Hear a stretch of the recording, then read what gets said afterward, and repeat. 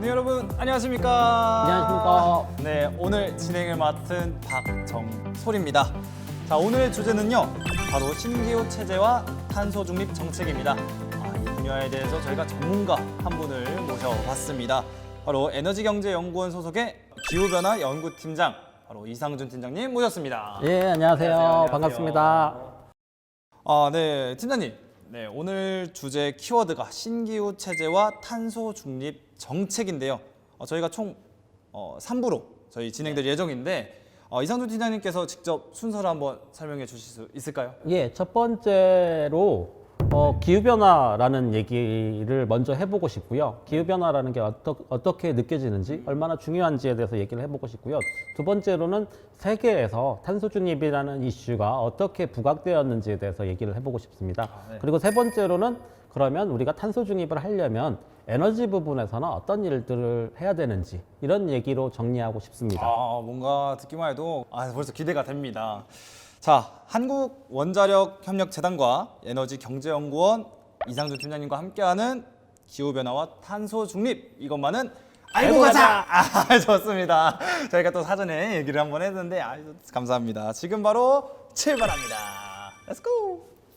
네, 그럼 처음으로 이야기를 시작하기 전에 사실 여러분들이 이렇게 느끼시는 것 같아요. 탄소 중립이다 하면은 그 말이 뭐지? 이렇게 많이 생각하시는 것 같습니다. 그래서 저는 전문가의 입장에서 한번 리포터님한테 한번 질문을 드려볼게요.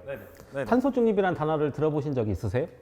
뭔가 들어본 거는 같은데 정확히 뜻을 정확히 이해는 하지는 않았던 것 같아요. 예, 생각보다 탄소 중립이라는 말이 무엇인지 요즘 굉장히 뉴스에서도 많이 나오잖아요. 그런데 그 용어에 대해서 정확하게 이렇게 알고 계신 분들이 생각보다 많지 않은 것 같은 생각이 듭니다. 그래서 탄소 중립이라는 거를 이해하기 위해서 오늘 좀 더 쉽게 이렇게 얘기해보는 시간을 갖도록 하겠습니다. 우선 탄소 중립이라는 거를 이해하려면 기후변화라는 걸 이해해야 될 것 같아요. 예, 기후변화라는 거 여러분들이 사실은 리포터님한테 질문을 드리겠습니다. 네네네. 기후변화라는 게 막 몸으로 느껴지십니까? 솔직히 그냥 오늘은 좀 날씨가 맑네, 뭐 오늘은 많이 춥네, 덥네 이 정도이지 그 이상으로는 막 그렇게 와닿지는 않는 것 같긴 하네요. 그렇죠. 사실은 기후라는 거는 실제 과학적으로도 굉장히 오랜 시간의 날씨를 의미하거든요. 느껴지지 않는 것이 당연한 일입니다. 그래서 기후변화라고 하면은 실제 막 기후변화가 느껴지고 있다 이런 분들이 많지는 않고요. 근데 때로 이런 거 있잖아요. 태풍이 왔다든지 아니면 겨울에 갑자기 폭설이 왔다든지 이러면은 이거 기후변화 때문 아니야? 이런 얘기는 들어보셨죠? 사실은 그런 기후변화에 대한 게 몸으로 느껴지지 않으면서도 때론 가끔씩 어떤 일이 있을 때 느껴지는 거인 것 같아요.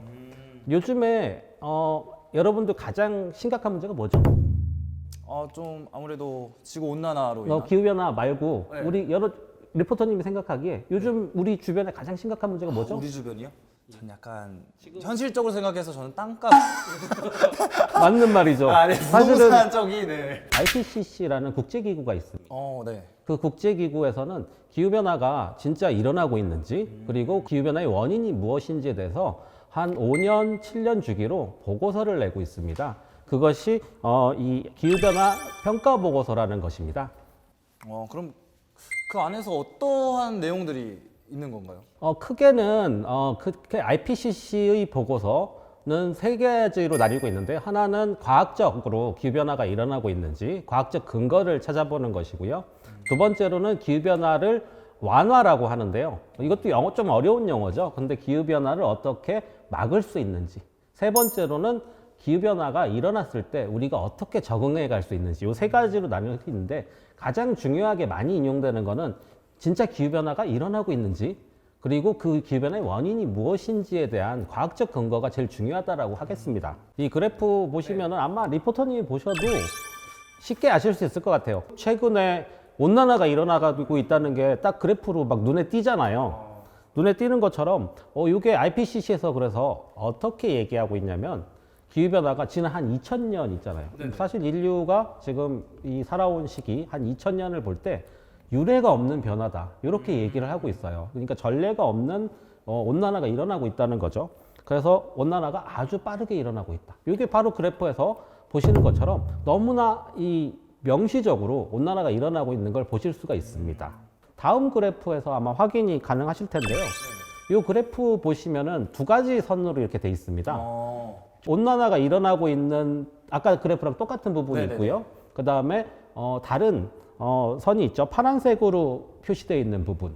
자, 그래서 파란색으로 표시되어 있는 부분을 보시면은 이건 거의 2000년 동안 거의 똑같잖아요. 그렇죠. 거의 똑같은 이 모습을 보시면은 이거는 자연적으로 그냥 시뮬레이션 했을 때 지구 평균 기온이 어떻게 될 수 있는지를 보여주는 겁니다. 그러면 사실은 변화가 없다는 없었다, 거예요. 이런 거죠. 예, 네. 변화가 없었다는 건데 여기에다가 이제 사람 활동에 의한 거를 변수를 집어넣잖아요.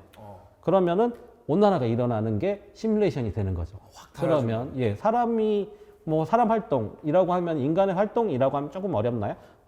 예를 들어서 우리가 화석 연료를 소비하는 것. 예를 들어서 자동차를 탈 때 기름을 넣는다든지 집에 지금 춥잖아요. 난방할 때 보일러를 뗀다든지 이게 다 우리 화석 연료를 연소하는 거잖아요. 태우는 거잖아요.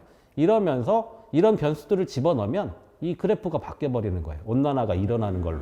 그러면 이게 온난화가 인간 때문이다 라는 게 증명되는 그래프라고 할 수 있겠죠. 네, 이게 결국에는 이렇게 지구 온난화가 일어난 게 명백한 우리 인간들의 잘못이다라고도 이게 되는 거네요. 사실 기후변화 대응에 세계적으로 여러 보고서들에서 기후변화 문제가 심각하다라는 얘기를 하는 한편에 어떤 얘기를 하냐면요.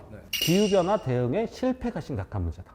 기후변화도 심각하지만 기후변화를 막는 걸 우리가 실패하는 게 더 심각한 문제다. 이렇게 얘기를 하고 뭔가 좀 있어요. 더, 확 와닿는 그런 느낌이 듭니다. 그렇죠. 사실 기후변화라는 문제를 심각한데 그거를 우리가 막지 못하는 게 심각한 문제다라고 하고 있는 거죠. 그러면은 이 온난화가 결국에는 인간들에 의해서 이렇게 일어난 건데, 그러면 자연적인 온난화 부분은 지난 2000년간 혹시 없었나요? 예, 이 그래프 보시면 될 것 네네. 같은데요. 이 그래프 보시면은 두 개 그래프가 나오잖아요. 네네. 하나는 파란색, 하나는 빨간색 이렇게 표시되어 있는데 이 파란색으로 표시되어 있는 부분은 어떻습니까? 사실 한 2000년 기간 동안 거의 평평하게 이렇게 보이잖아요. 네네. 이 평평하게 보이는 거는 자연적인 기온 변화를 시뮬레이션 한 겁니다. 그러면은 무슨 얘기죠? 자연적으로 이렇게 2000년간 정솔 씨가 보기에도 이 자연적으로 놔뒀으면은 기온 변화가 거의 없었을 것이다. 일정하게 이렇게 일정했을 있을 거다. 것이다. 큰 변화가 없었을 것이다. 이걸 보여주는 거잖아요.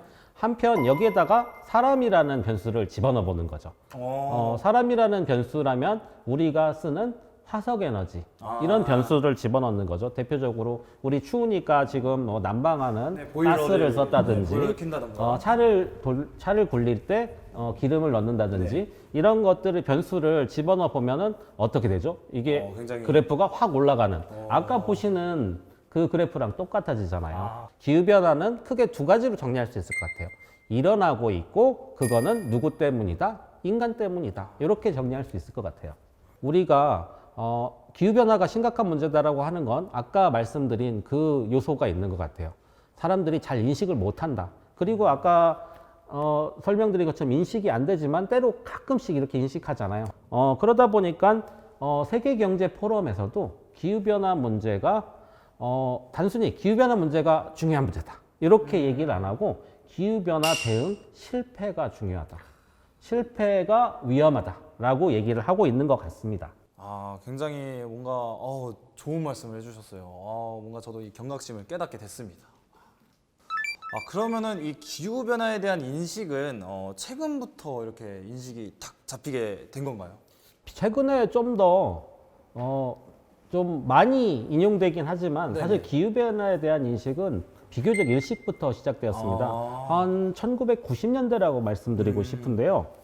세계적으로 가장 출발점이라고 할 수 있는 건 요즘은 잘 모르실 거예요. 옛날에 리우 회담이라는 게 옛날에 논술주대에 나오고 그랬었습니다. 기억나는 것 같습니다. 그때 리우 회담을 통해서 기후변화 문제를 해결하자라는 인류의 노력이 시작됩니다. 그래서 그게 기후변화 협약이라는 국제기구입니다. 그러니까 이런 배경에서 기후 변화 협약이 채택되었던 거군요. 예, 그렇죠. 이제 기후변화 문제에 대해서 과학적 근거가 점차 생기고 세계적으로 노력하자 해서 전 세계가 모여서 사실 정확한 용어는 UN 기후변화 협약이에요. 기후변화 문제가 중요하다.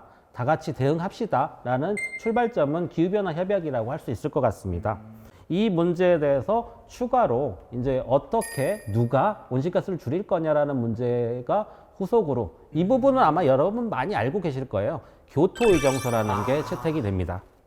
교토의정서를 통해서 누가 온실가스를 어떻게 줄일지에 대해서 한번 이 결정해보자라는 게 교토의정서라고 할 수 있습니다. 자, 그러면 교토의정서라는 거에 대해서 좀 더 알아볼게요. 네. 정솔 씨는 네. 그러면은 기후변화 문제를 해결하기 위해서 온실가스라는 걸 줄여야 되는데 네. 누가 줄여야 된다고 생각하세요? 일단 바로 생각하기에. 그냥 1차원적으로 생각했을 때 뭐라고 해야죠? 그런 화석연료를 많이 하는? 예. 네, 그럼 많이 사용하는 예. 그런 나라부터 먼저 좀 더 주의 깊게 사용을 그런 걸 해야 되지 않을까? 라고 예, 생각이 듭니다. 이렇게 생각되는 거죠. 네. 사실 교토의정서의 특징과 문제점이 여기에서 드러납니다. 그래서 이 문제점에 대해서 한 3가지 정도 뽑아볼 수 있을 것 같아요. 네네네. 첫 번째로 바로 제가 한번 좀 소개를 예. 한번 드려도 될까요? 예. 네네. 제가 탑3를 저희가 한번 뽑아봤습니다. 탑3 중에 3위를 먼저 공개하도록 하겠습니다. 자, 3위는 바로 제가 아까 말씀드렸던 거랑 똑같네요. 네, 일부만 온실가스를 감축해야 한다는 의무입니다. 이게 뭔가요? 예, 온실가스를 줄여야 되는 문제를 해결하자 할 때 그러니까 이런 거랑 같은 문제라고 생각하시면 돼요. 반 분위기가 네. 좀 공부를 안 해요. 그래서 공부 안 하는 애들을 공부시키면은 공부를 하는 분위기가 되잖아요. 그렇죠. 그래서 기후변화 문제에 이렇게 접근한 거예요. 그래서 세계적으로 온실가스를 많이 배출했던 나라, 산업혁명 이후에 누가 많이 배출했을 것 같아요? 선진국일까요? 개도국일까요? 그래도 선진국이 아무래도 좀 더 많이 사용하지 않았을까? 예, 그렇죠. 영국에서 산업혁명이 시작되고 선진국이 경제 발전하면서 뭐 석탄을 엄청 많이 사용하고 기름을 엄청 많이 사용하고 이러니까 아직 발전을 안 한 개도국보다 선진국이 문제가 있다 이렇게 생각한 거예요. 그래서 어떻게 보면은 기후변화의 측면에서는 선진국이 문제하다 이렇게 생각을 한 거죠. 그래서 선진국들이 온실가스 감축의 의무를 가지게 됩니다. 그러니까 선진국이 공부를 해라라는 게 교토의정서의 특징이에요. 그래서 선진국들이 열심히 해준다면 온실가스가 줄겠지 이렇게 생각한 거죠. 그러면은 반평균을 올릴 때 그 학생들이 열심히 공부하면 반평균이 어떻게 되겠어요? 점점 올라가겠죠. 예. 그래서 기후변화 문제를 대응하는 방식에서도 그 같은 방식을 채택한 거예요. 선진국을 그룹을 만들어서요. 그 선진국 그룹은 온실가스를 줄여라. 이렇게 만든 게 교토의정서의 특징입니다. 진정이 될 테니까. 예, 이렇게. 사실 기후변화 문제는 니들이 책임 있지 않니? 니들이 반평균 갉아먹었지. 이런 거죠. 그래서 그 일부 대상이 선진국을 만들어준 거죠. 비유가 아주 찰떡입니다. 예. 그래서 이 선진국이 온실가스를 줄이는 문제가 왜 문제일까요? 결국에는 이제 화석연료가 점점 사용하는 나라들이 많아지잖아요.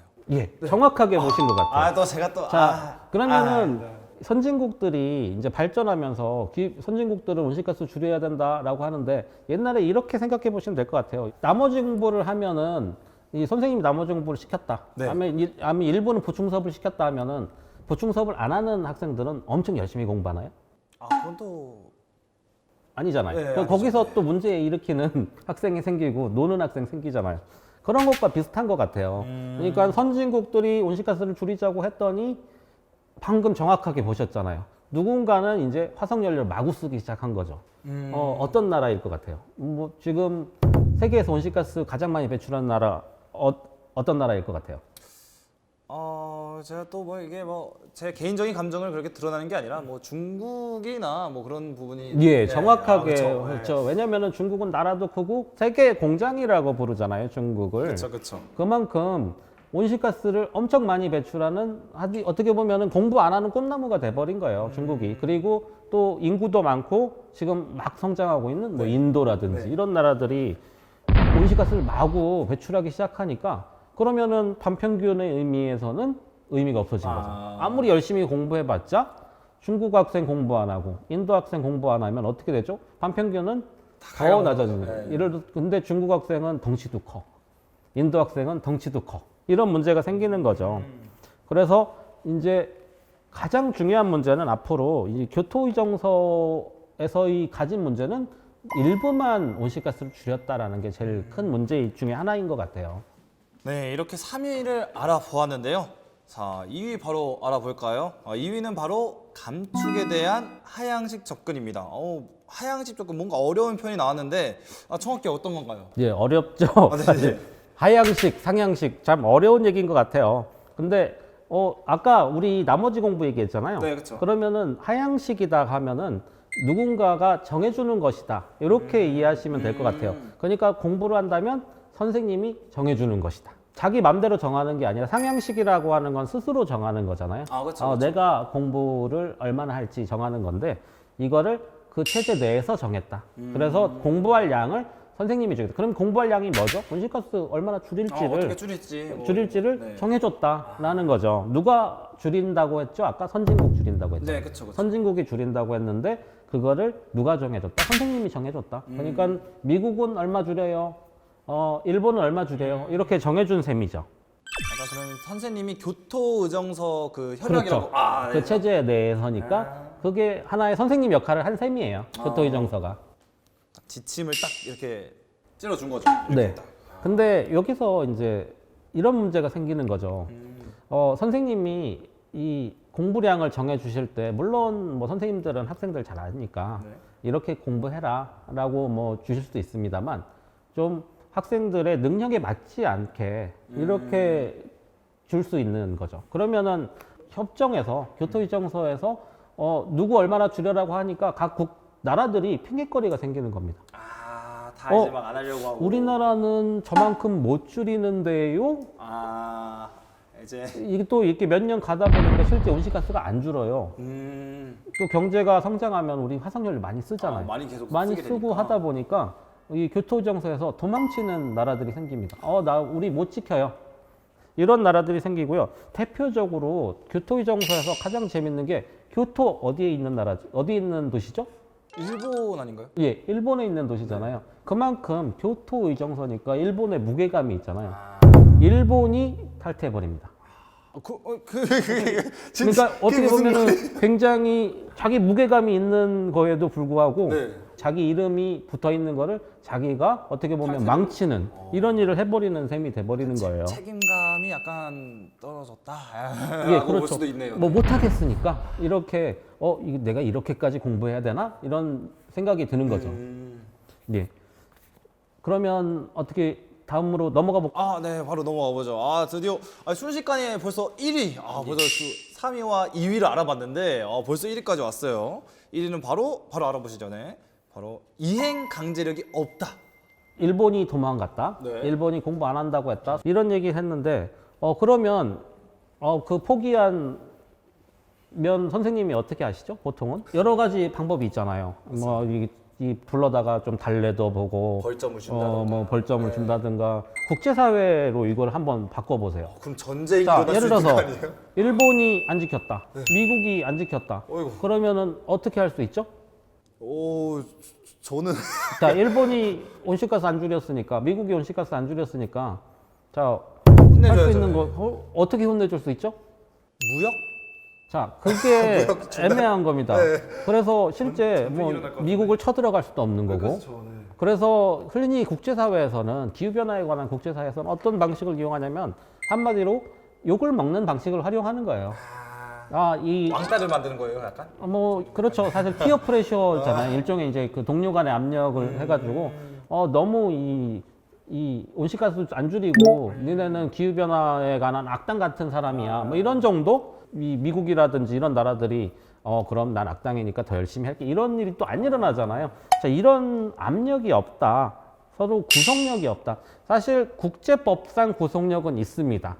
국제법상 구속력은 있는데 그거를 밀어붙일 수 있는 우리가 힘이 그냥 없는. 조그만 반이라고 하면은 달래고 선생님이 할 수 있는 여러 가지 수단이 있는데 그게 아닌 거죠. 그래서 그게 어려운 거고 그러다 보니까 이 교토의정서라는 게 한계에 봉착을 하게 되는 거죠. 그래서 교토의정서를 탈퇴한 국가들이 늘어나면서 어떻게든 이 문제를 해결하게 되겠다라는 이제 시스템이 된 것이고 그게 파리 협정이라는 파리 게 좋아합니다, 그 교토의정서의 이후로 보완해서 그렇죠. 나오는 건가요? 파리 협정이 2015년에 합의가 됐고요. 작년에 시작되는 시점이라고 할 수 있습니다. 근데 파리 협정을 잠깐만 설명을 드리자면 파리 협정 아까 우리 일부 선진국 학생들만 공부하는 문제가 있었잖아요. 네네네. 자, 파리 협정에서는 이 문제를 해결합니다. 어떻게 해결하냐면 다 같이 공부하자.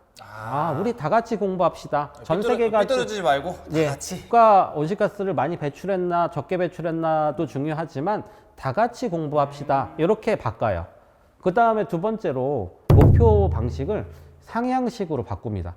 무슨 얘기냐면 각 국가가 자기가 얼마나 온실가스를 감축할지를 자기가 정해서 목표를 내도록. 자기가 딱 하는 거. 예, 그러니까 이런 거예요. 스스로 너 얼마나 공부할 수 있는지 가져와 보렴? 뭐 선생님이 이렇게 하는 거죠. 그러면은 무슨 책임을 지죠? 자기가 가져오는 하겠다. 학생이 자기가 할 수 있는 만큼을 가져오잖아요. 갑자기 인수분해 하던 학생이 저는 정석을 마스터하겠습니다. 뭐 이런 얘기를 한 번에 못 하잖아요. 그쵸. 그런 것처럼 자 스스로 상향식 방식으로 목표 설정 방식을 바꿔요. 이 두 가지가 파리 협정의 굉장히 중요한 특징입니다. 약간 이게 수동적인 상태에서 이제 좀 능동적으로 이제 할 수 있는 그런 상태가 됐다 이런 거죠. 예, 그럼에도 불구하고 여전히 이제 아까 마지막에 넘버 원이 뭐였죠? 강제력이 없다. 강제력이 없다. 요거였잖아요. 네. 여전히 강제력은 없습니다. 그런데 국제사회에서는 기후변화가 그만큼 이슈화가 되고 다 같이 노력하자라는 분위기가 굉장히 중요해요. 누구는 안 한다. 누구는 공부 안 하더라. 이런 거보다 이 분위기가 충분히 조성되었다라는 점은 중요하다라고 정리할 수 있을 것 같아요. 뭔가 이 나라도 하고 저 나라도 하네? 그럼 우리도 해볼까 식으로도 이렇게 들어갈 수도 있는 거잖아요. 예, 그렇죠. 네. 뒤에 이제 말씀드릴 탄소 중립에서 나오겠지만 이제 탄소 중립이라는 게 어떻게 보면 하나의 패러다임이다. 이렇게 하면은 달라지겠죠. 패러다임 또 네. 좋은 말씀도. 예, 패러다임 뭐 이렇게 좀 더 전문 용어를 쓰면은 그렇죠. 네, 좋습니다. 근데 탄소 중립이라는 이슈가 이제 본격적으로 제기되는 게 최근의 시점이라고 할 수 있을 것 같아요. 벌써 이렇게 얘기하다 보니까 순식간에 1부를 마무리해야 될 시간이 왔습니다. 네. 네. 저는 앞으로 2부, 3부가 남았는데 좀 기대가 됩니다. 저는 솔직히 개인적으로 이런 거에 굉장히 관심이 많거든요. 네. 좋습니다. 자, 이렇게 저희 1부에서는 교토정책 체제의 문제점 탑3 이렇게 1위부터 3위까지 알아보았습니다. 네, 지금까지 얘기했던 것들을 저희 팀장님께서 간단하게 정리하면서 1부 마무리하도록 하겠습니다. 네, 1부에서 기후변화에 대해서 짧은 시간 얘기해 봤습니다만 이것만은 알고 가자잖아요. 오늘은 이것만은 알고 가자 해서 기후변화에 대해서 과학적인 사실은 이미 확정되었다. 기후변화는 일어나고 있으며 그리고 그건 누구 때문이다? 우리 때문이다. 그리고 기후변화를 해결하기 위한 전 세계적인 노력은 이제 파리협정이라는 새로운 신기후 체제로 새로 탄생했다 정도까지 이해하시면 어떨까 싶습니다. 또 이게 깔끔한 정리 정말 감사드리면서 저희는 여기서 인사드리고요. 2부에서 만나 뵙도록 하겠습니다. 여러분 이따 봐요. 잠시 뒤에 뵐게요.